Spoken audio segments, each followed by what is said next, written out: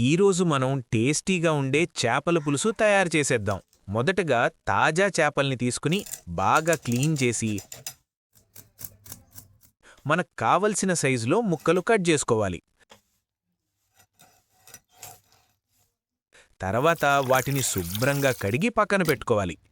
ఇప్పుడు ఒక చిన్న గిన్నెలో చింతపండును నీళ్లల్లో నానబెట్టాలి. తర్వాత స్టవ్ మీద వంటపాత్ర పెట్టి నూనె పోసుకోవాలి. నూనె వేడయ్యాక మెంతులు, ఆవాలు, జీలకర్ర వేసి వేయించుకోవాలి. అవి చిటపటలాడుతూ మంచి వాసన వస్తుంది. ఇప్పుడు సన్నగా తరిగిన ఉల్లిపాయలు వేసి బంగారు రంగు వచ్చే వరకు బాగా వేపుకోవాలి. తర్వాత పచ్చిమిర్చి వేసి కొద్దిసేపు వేపుకోవాలి. ఇప్పుడు అల్లం వెల్లుల్లి పేస్ట్ వేసి పచ్చివాసన పోయే వరకు వేపాలి.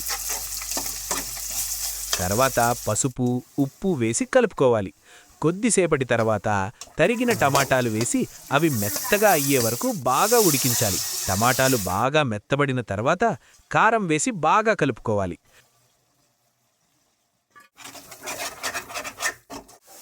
ఇప్పుడు ముందుగా నానబెట్టిన చింతపండు పులుసును ఇందులో పోసుకోవాలి. పులుసు బాగా మరిగిన తర్వాత క్లీన్ చేసి పెట్టుకున్న చేప ముక్కలను నెమ్మదిగా వేసుకోవాలి. కొంచెం కరివేపాకు వేసుకోవాలి. చేపలు బాగా ఉడికే వరకు మరిగించాలి. చివరగా కొంచెం మసాలా వేసి దించెయ్యాలి. అంతే, మన రుచికరమైన చేపల పులుసు రెడీ. వేడివేడి అన్నంలో ఈ పులుసు వేసుకుని తింటే రుచి మాటల్లో చెప్పలేం. మరిన్ని వీడియోల కోసం ఛానల్ను సబ్స్క్రైబ్ చేసుకోండి.